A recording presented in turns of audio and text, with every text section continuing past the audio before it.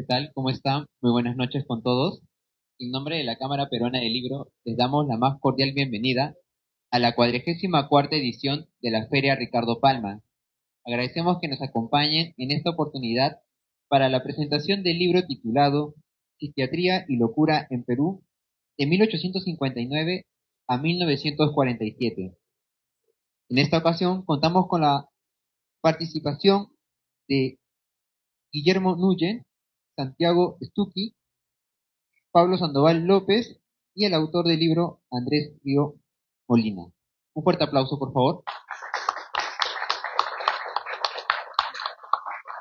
Muy buenas noches a todos y todas. Queremos agradecerles su presencia en esta ocasión editorial y que como fondo editorial de la Universidad Nacional Mayor de San Marcos estamos además doblemente contentos, no solo por el libro que estamos presentando, sino además porque Andrés Ríos, el autor, que no vive en Lima, no vive en Perú, ha venido especialmente para acompañarnos el día de hoy y el día de mañana en esta presentación aquí en el Perú de este libro, Locura y Psiquiatría en el Perú, 1859-1947. Para nosotros como Fondo Editorial de la Universidad Nacional Mayor de San Marcos, además este libro cobra una particular importancia, no solo por el contenido académico, de la especialización, de la historia de la medicina, de la psiquiatría y la salud. Candidez Ríos tiene una larga trayectoria analizando las experiencias históricas de América Latina, no porque este libro también es resultado de una colaboración editorial entre dos universidades públicas latinoamericanas, la de San Marcos y la Universidad Nacional Autónoma de México, donde Andrés además es investigador en el Instituto de Investigaciones Históricas. Entonces, para nosotros es un placer académico y también un placer institucional haber logrado este cometido, ¿no? Así que Andrés, muchas gracias por el esfuerzo, por tu llegada a Lima, apresurada, lamentablemente se va mañana, pero esperamos que esta velada, esta conversación sea provechosa para todos nosotros. Nos acompaña también en esta mesa para conversar sobre este libro dos investigadores sobre el tema de la sociedad, la cultura, la salud mental, la psiquiatría o el psicoanálisis, que creo que también podrá, de hecho, va a generar una conversación interesante y crítica también sobre el libro, sobre las preguntas que abre el libro de Andrés.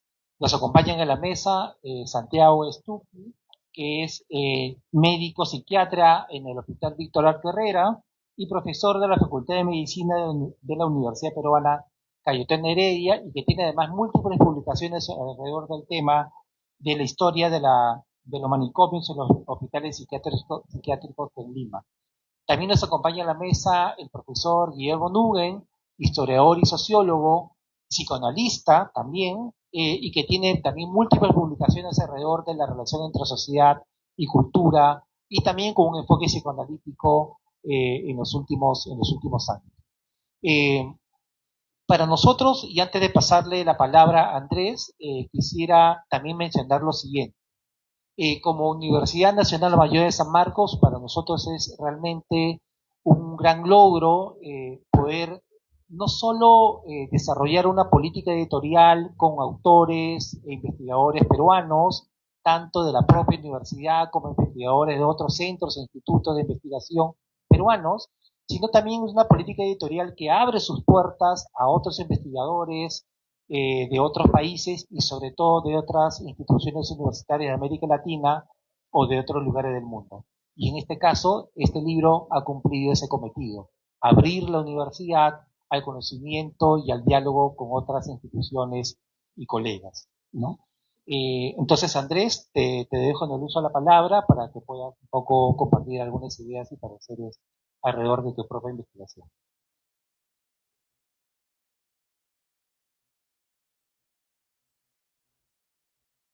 Bueno, pues muy buenas noches. Me da muchísimo gusto estar acá y les agradezco.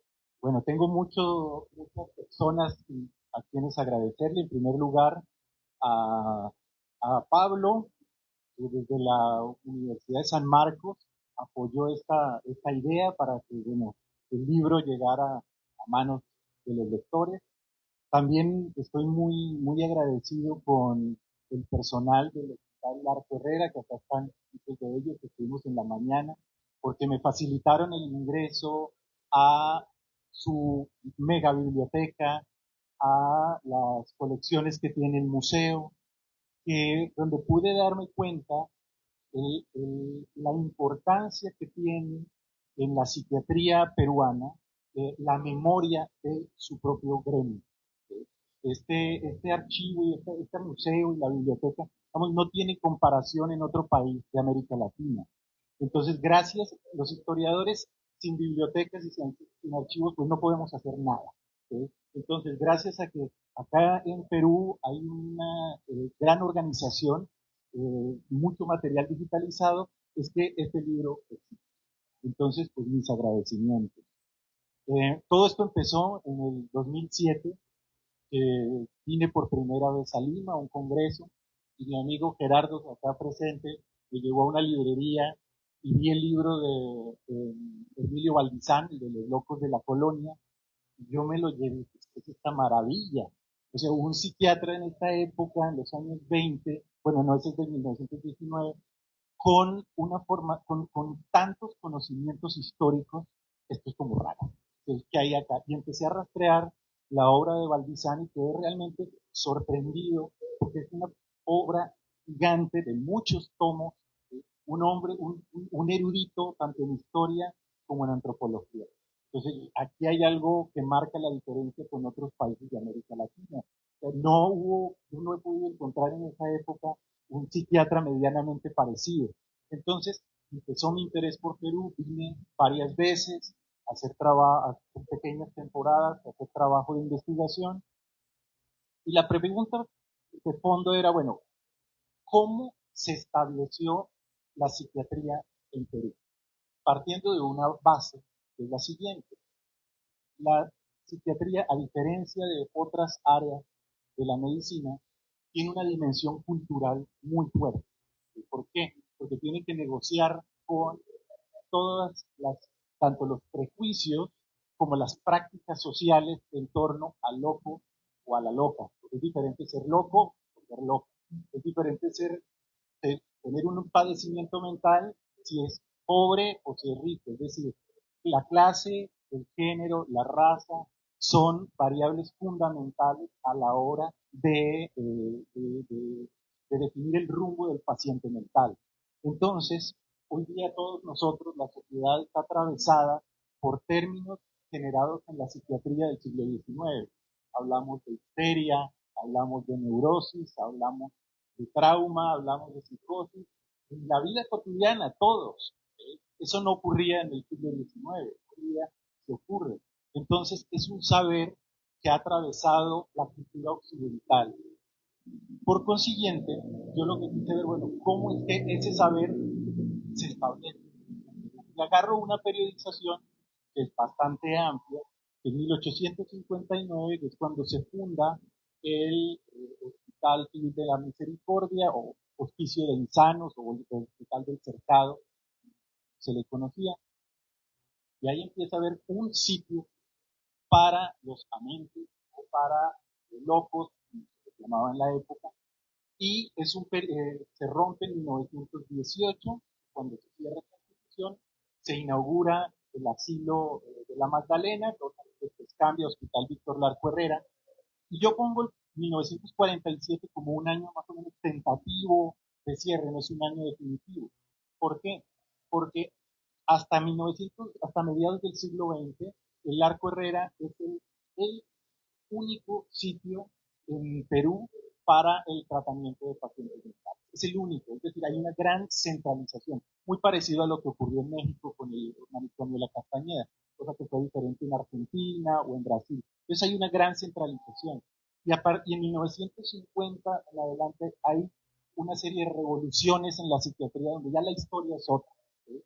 Aparecen los psicofármacos, aparece el DSM, que es como el manual de los psiquiatras, que empieza a estandarizar los criterios, aparece la OMS, donde ya deja de hablarse de higiene mental y comienza a hablarse de salud mental. Entonces yo dije, vamos a ver todo este periodo previo a 1950, y ahí se me abrieron varias puertas de análisis, varias puertas de reflexión. El libro tiene como subtítulo Instituciones, Miradas, Juicios y Prejuicios. ¿Por qué? Porque el libro tiene 6 capítulos. Entonces, los 2 primeros son instituciones.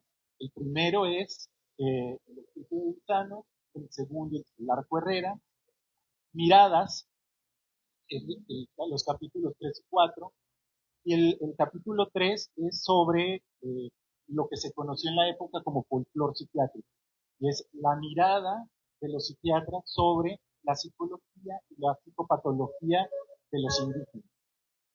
Ahí el protagonista de esta historia es Emilio Valdizán, y en el cuarto capítulo desarrolla la historia de la clínica, de la mirada clínica, cómo pasan de la mirada degeneracionista del siglo XIX, donde se pasa del alcoholismo como considerada como la causa de todas las enfermedades mentales de la época, se pasa por una etapa donde se diagnostica la locura de los degenerados, que era un diagnóstico que no se ha diagnosticado. Yo no he encontrado otro país de América Latina donde existiera esa etiqueta, locura de los degenerados. ¿Por qué? Bueno, no les digo, ahí van a encontrarlo en el libro.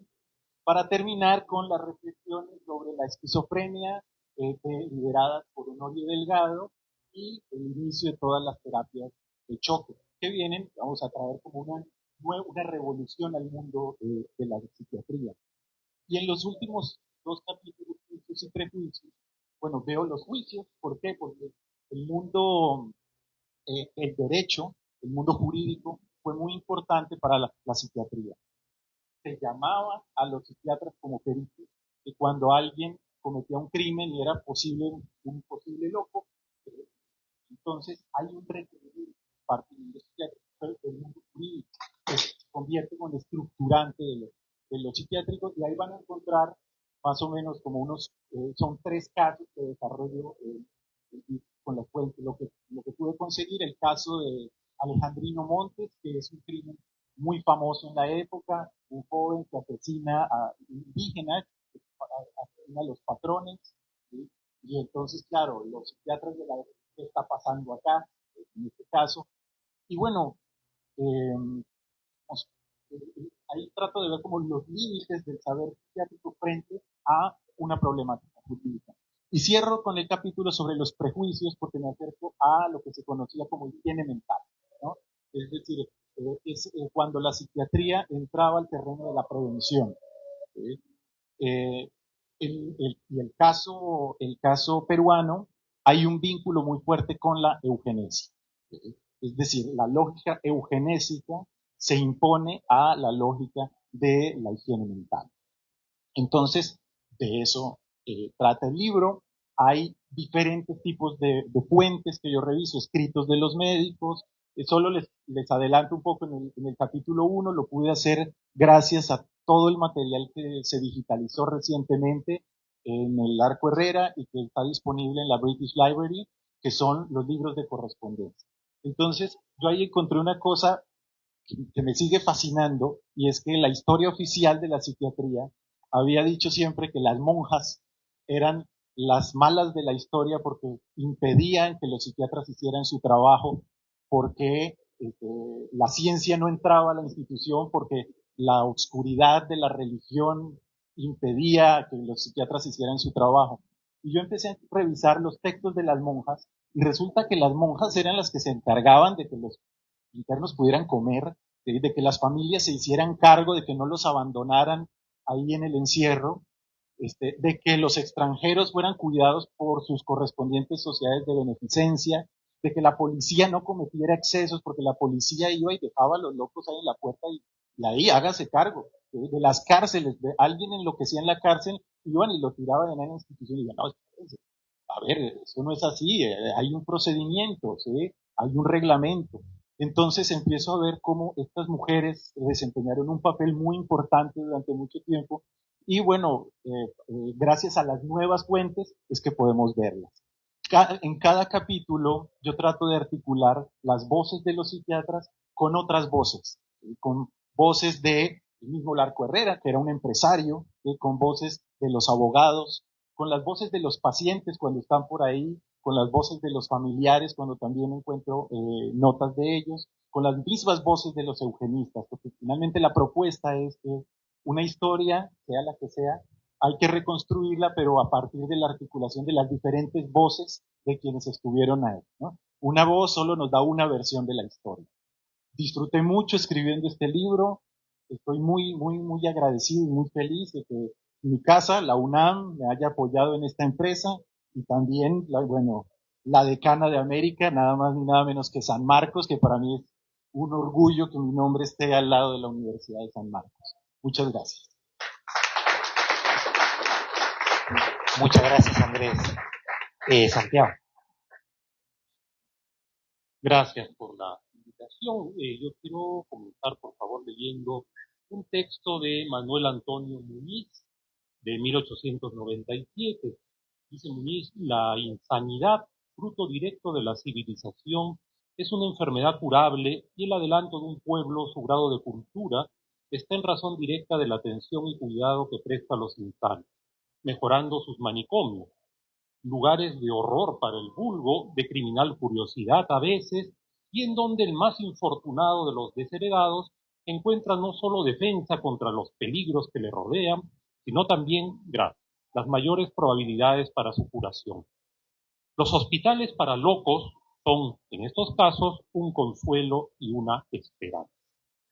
He cogido esta cita de Muñiz, un alienista del siglo XIX, para sentar el inicio del escenario en el cual se desenvuelve el libro de Ríos Molina. Y es el escenario en el cual el alienismo del siglo XIX, esa protopsiquiatría, esa psiquiatría en ciernes, que se ve confinada aún al manicomio, plantea que la curación del loco, del insano, del orate, del demente, en fin, todas las palabras que se han usado, se encuentra justamente en el hospital, en el hospicio, ¿no? En el manicomio. Y es este mismo alienismo del siglo XIX, cuyas figuras principales acá en el Perú son José Casimiro Ulloa y Manuel Antonio Muñiz, justamente, es este mismo alienismo quien a fines del siglo XIX empieza a plantear que el hospital psiquiátrico, el manicomio, ya no basta, ¿no? Ya no se da abasto, está repleto, se llena, ¿no? Y se empiezan a ver nuevas alternativas. Y es justamente Muñiz quien elabora el proyecto que va a dar lugar a la fundación del asilo Colonia de la Magdalena, ¿no? El actual hospital Víctor Larco Herrera. Entonces es en este nuevo local que aparece, que abre sus puertas en 1918, aunque se empieza a construir en 1900, que se instaura ya la psiquiatría con ese nombre, la heredera del alienismo del siglo XIX, que va a incursionar más allá de los muros del manicomio. Entonces, esto es justamente el tema central, bueno, uno de los temas que aborda Ríos Molina en su libro, que aborda varios temas, pero quizás el eje sea, repito, este tránsito entre el alienismo del siglo XIX, repito, y la psiquiatría propiamente dicha del siglo XX, ¿no? Y esta psiquiatría, cuyo primer exponente, decíamos en la mañana, cuyo padre va a ser el Hermilio Valdizán, ¿no? Que se conoce como el padre de la psiquiatría peruana. Esta psiquiatría va a incursionar, como vamos a poder leer en el libro, en varios aspectos de la cultura, podríamos llamarlo la cultura nacional, ¿no? No se va a conformar solamente con el tratamiento del loco en el manicomio, sino que va a ir a diferentes casos, ¿no? Los principales van a ser la higiene mental, la eugenesia y la participación en los juicios, ¿no? En algunos juicios. La higiene mental, como para poder leer en el libro con más detalle, es el campo primigenio donde la psiquiatría nos va a decir: nosotros, los psiquiatras, podemos prevenir la locura. De hecho, uno de los documentos que publica Herminio Valdizán con Honorio Delgado tiene el título de Defiéndase de la locura, ¿no?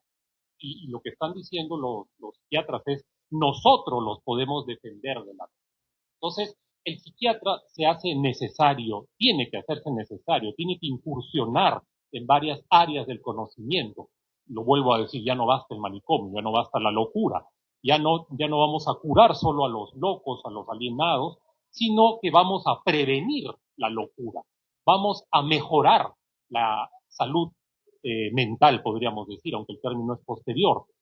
Y esta higiene mental va a estar muy ligada, como también se puede leer en el libro, al movimiento de eugenesia, ¿no? La eugenesia plantea el mejoramiento de la especie humana, ¿no? Por supuesto que la eugenesia local, la eugenesia peruana y la eugenesia latinoamericana en general no va a llegar a los niveles drásticos de la eugenesia de Estados Unidos o peor todavía de la Alemania del Tercer Reich, pero de todas maneras va a plantear medidas para que se pueda mejorar a la especie humana, ¿no? Se le va a llamar la ciencia de la felicidad. Pero bueno, ese ya es otro tema. El punto siguiente al que me voy a referir y que está bien desarrollado justamente en el libro de Ríos Molina es el de la intervención de la psiquiatría en los juicios, juicios que van a tener, por un lado, los juicios penales, como bien lo dice el autor, van a buscar eximir a la persona de culpa, ¿no? El loco es inimputable. Pero también van a haber los juicios civiles que van a buscar más bien anular la capacidad de esta persona para hacerse cargo de sus propiedades, ¿no? Ahora, es aquí donde volvemos a mencionar, es ineludible el nombre de Michel Foucault, un filósofo francés que va a escribir sobre el poder psiquiátrico, y justamente es en el libro titulado El poder psiquiátrico, que es una recopilación de un curso dictado en 1973 en el Collège de France, en el cual Foucault va a plantear muchas cosas, pero entre ellas la que nos interesa aquí es que esta psiquiatría inicial, más que plantear que detrás de todo criminal hay un loco, lo que va a plantear es que todo loco es un potencial criminal. Y eso de alguna manera va a afianzar el poder de la psiquiatría, la va a hacer necesaria nuevamente, ¿no? También en este campo. Nosotros los psiquiatras podemos evitar que eso suceda. Y efectivamente, y me voy a permitir leer otra cita, José Casimiro Ulloa, tiempo atrás, obviamente sin conocer a Foucault, en 1861 había advertido que el loco, literalmente, puede herir, matar a los que se presenten en su camino, puede saquear, destruir, incendiar la propiedad de otros, puede atacar el pudor y la moral pública, y por lo tanto debe ser privado de su libertad. Entonces, esto parece darle la razón a Foucault de que ese alienismo y posterior psiquiatría del siglo XX van a buscar en los juicios, en su participación, en su alianza con el Poder Judicial, afianzar el poder psiquiátrico. Sin embargo, el libro nos plantea algo un tanto diferente, ¿no? Los casos que presenta Ríos Molina nos muestran más bien una psiquiatría débil, una psiquiatría que no es muy respetada por los jueces, que más bien imponen su criterio, muchas veces en contra de la evaluación de los peritos, ¿no? Se termina viendo una pugna entre el juez y el psiquiatra. Y esto también se va a ver en la participación de la policía en los internamientos en el antiguo manicomio, en el manicomio del Cercado, el predecesor del asilo Colonia, en donde un porcentaje importante de los ingresos son dados por los familiares y la policía. Muchas veces de personas que ni siquiera podrían ser tildadas de enfermas mentales, ¿no? Sino muchas veces eran personas bajo intoxicación alcohólica que no tenían mejor lugar para descansar que el manicomio. Y muchas veces, repito, generalmente más bien, sin la menor participación del alienista o del psiquiatra. Entonces, vemos pues que acá es es difícil de aplicar de manera categórica y firme aquella idea Foucaultiana del poder psiquiátrico, buscando afianzarse a través de los juicios y las condenas. Claro, uno podría decir, bueno, el libro llega solo hasta mediados del siglo XX, quizás más adelante, en 1950, ya los psiquiatras tuvieron más poder y pudieron influir más, quizás, no lo podemos negar, pero sin embargo, los que trabajamos en hospitales psiquiátricos, vemos que hasta ahora, tercera década del siglo XXI, todavía recibimos con cierta frecuencia pacientes que vienen con orden judicial de internamiento. O sea, el juez dice, usted ha cometido un delito, requiere 25 años de cárcel, pero como usted es un enfermo mental, tiene que cumplir su condena en el manicomio, ¿no? En el hospital psiquiátrico. Esto es algo que sigue pasando, como también sigue pasando que la policía rescate gente que encuentre en la calle y lo lleve al manicomio, con buena intención, no lo dudo, pero eso nos recuerda lo que en el libro se menciona como una costumbre de principios del siglo XX, ¿no? Entonces vemos pues que hay una historia que se repite, un eterno retorno, como dijimos en la mañana, una pugna incesante entre este poder psiquiátrico que busca afianzarse, pero que no logra quizás del todo imponerse frente al otro poder que viene de la policía y del poder judicial. En fin, es un tema amplio que va a ser, insto a todos a leer el libro de Ríos Molina, ahí se desarrolla de manera bastante detenida esto que estoy mencionando, ¿no?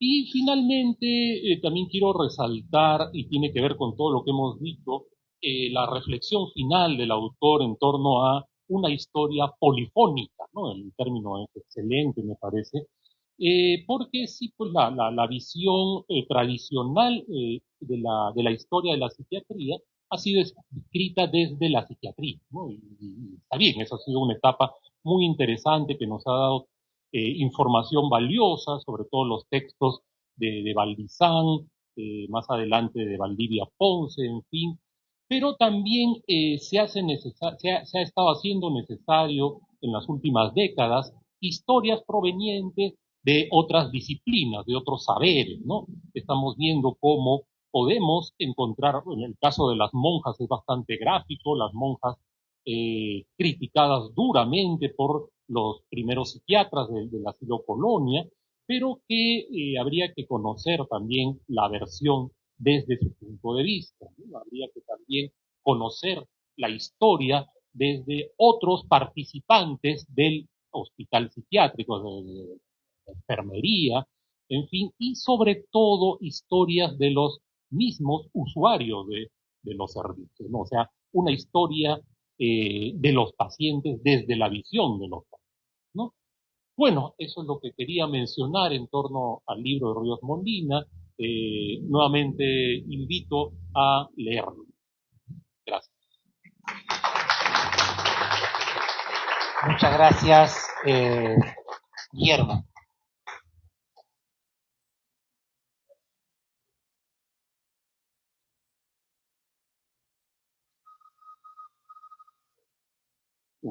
Buenas noches, muchas gracias. Para mí es una tremenda satisfacción estar comentando este libro de Molina. Me gustó mucho que ahora en saber que este libro fue presentado primero en el Arco Herrero en la mañana, la verdad que me parece efectivamente el sitio apropiado y merecido para estos años.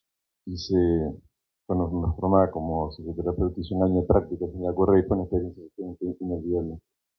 Y el otro es el hecho de que estamos en el auditorio Pilar Dugui, que fue conocida como literata, pero además fue psiquiatra de San Marcos. Entonces es una afortunada coincidencia. voy a hablar como alguien vinculado con ciencias sociales, psicoanálisis, más que psiquiatría. Se me ocurría, de que si llego a escribir lo que ahora voy a decir, probablemente a esto le llamaría la mente es ancha y ajena. Es decir, en el Perú creo que la salud mental sigue siendo ajena, digamos, como preocupación del Estado, quiero decir, ajena para muchos compatriotas. Eh, este es un libro, quiero destacar en primer lugar, que es una prolija investigación histórica. Es un libro que trabaja exhaustivamente y se nota que el autor se siente muy a gusto trabajando con fuentes primarias, pero las fuentes primarias trabajadas con elegancia literaria, o sea, no es un mero recuento cansino de información. Eh,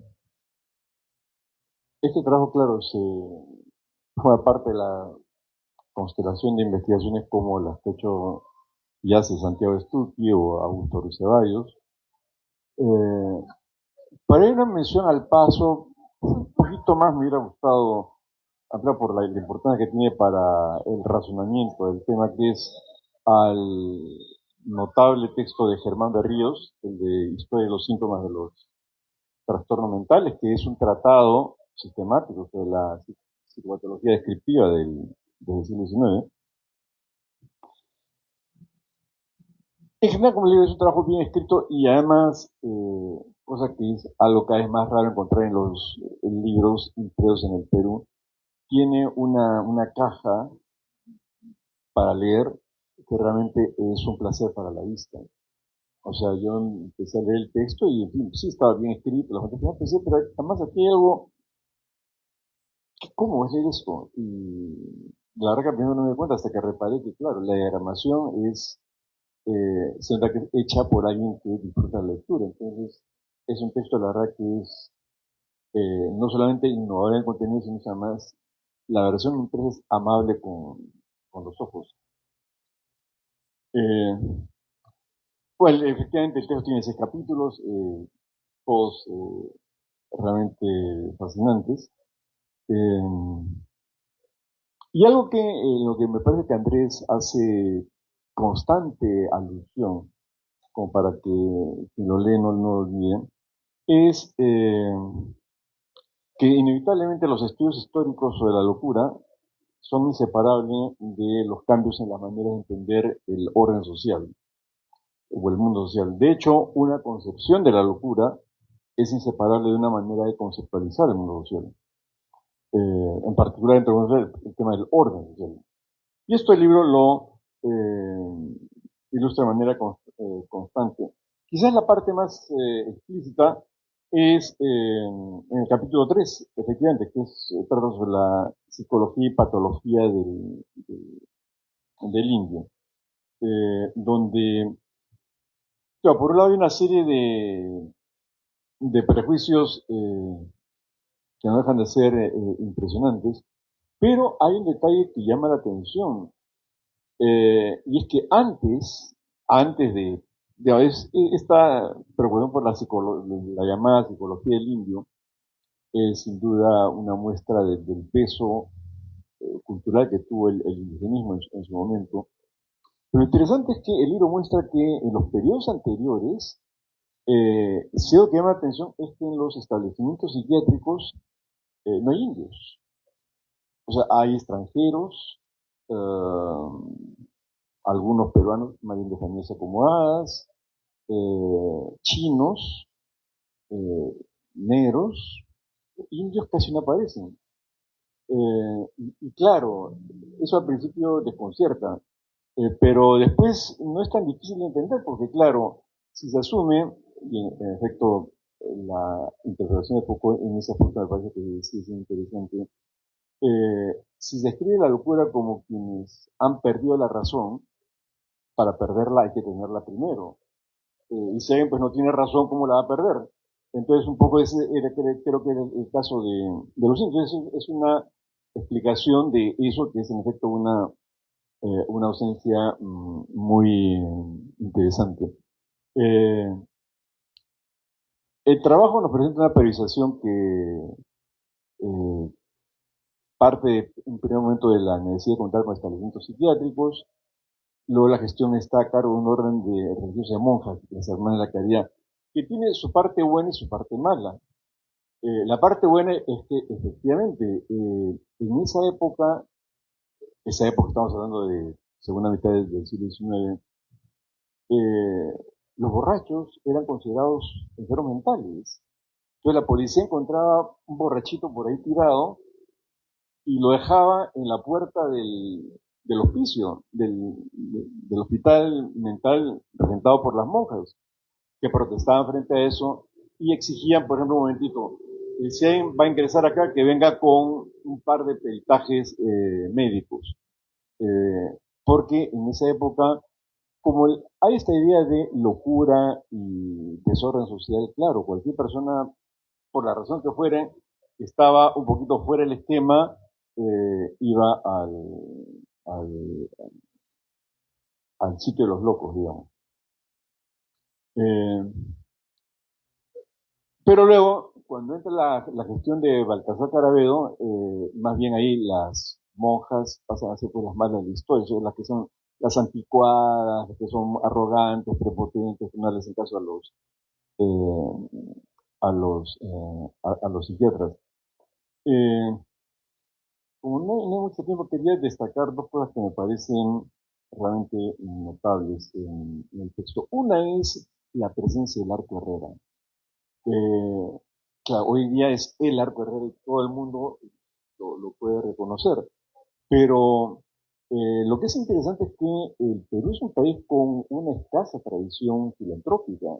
Es decir, que hayan grandes hacendados o empresarios cuyo nombre sea parte del habla cotidiana en el Perú.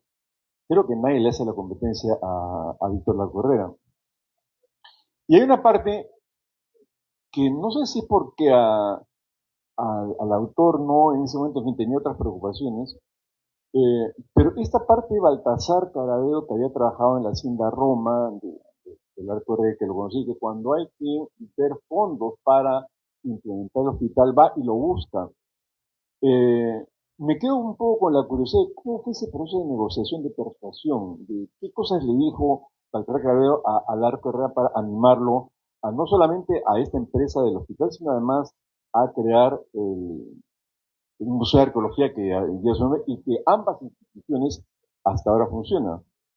Andrés muy bien señala esta interesante coincidencia entre la arqueología y el manicomio.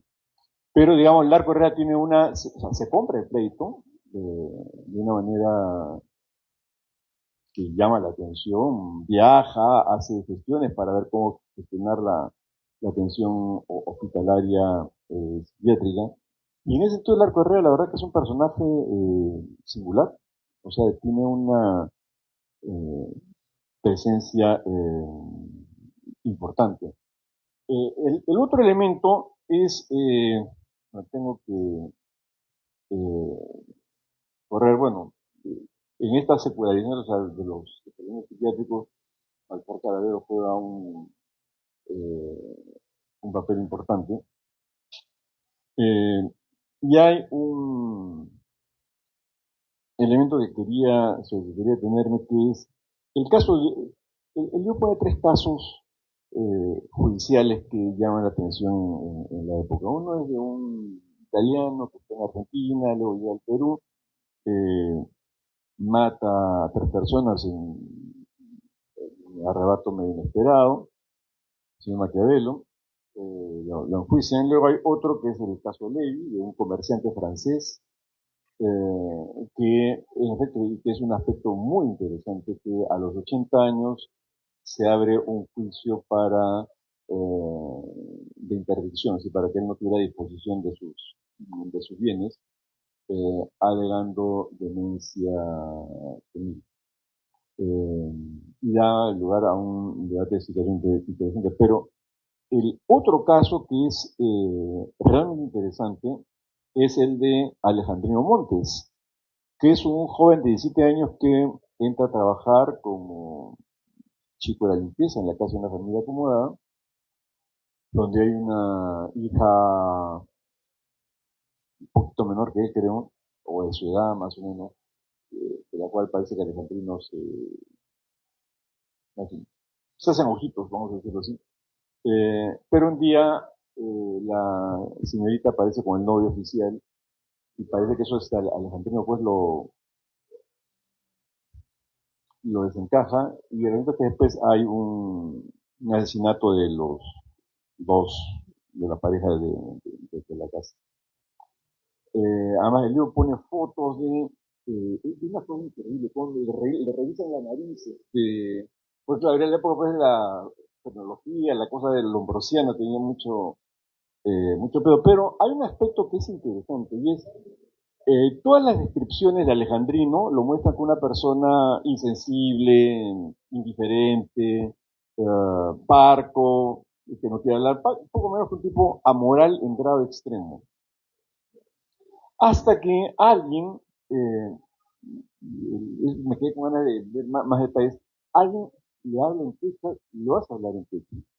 Y el tipo se transforma. Empieza a hablar animosamente, se ríe hasta con humor. Y ese elemento me parece que es clave porque no olvidemos, cuando esto ocurre en 1915, en el territorio peruano, es decir, actualmente en el colegio que es parte del Perú, la lengua dominante era el quechua, no era el castellano. O sea, lo que más se hablaba en el territorio era el quechua. Y esa transformación de cómo se pasa de hablarle la lengua materna en vez de la lengua segunda, digamos, es quizás una de las partes más llamativas. Nada más agregar que este libro además muestra algo que es, yo diría, fundamental, que es por parte de los psiquiatras, que es una tremenda inquietud intelectual. Es una generación de psiquiatras que realmente quieren entender el Perú, escriben, y realmente hay una sed de creación de conocimiento que es impresionante, que nos han dejado un legado que estamos empezando a explorar recién. La verdad que muy bien, y la verdad que es un libro fácilmente de leer, no digo por sesión de profesor de la universidad, sino realmente está bien escrito, bien investigado y con y pensado con mucha sensibilidad. Muchas gracias. Muchas gracias, Willy. Muchas gracias, Santiago, por tus comentarios y nuevamente a ti, Andrés, por la confianza que has tenido en publicar este libro también con nosotros aquí en la Universidad Nacional Mayor de San Marcos y su fondo editorial. Entonces, para cerrar, quisiera decirles que, bueno, no solo que el libro está a la venta aquí en el stand, pero sobre todo que nos pudieran acompañar con Andrés en el stand 75 aquí en la feria para que podamos seguir dialogando con Andrés y eventualmente también alguna firma de libros esta noche. Así que les agradecemos a todos y todas su presencia esta noche y nos vemos todavía en el stand 75. Muy buenas noches y gracias.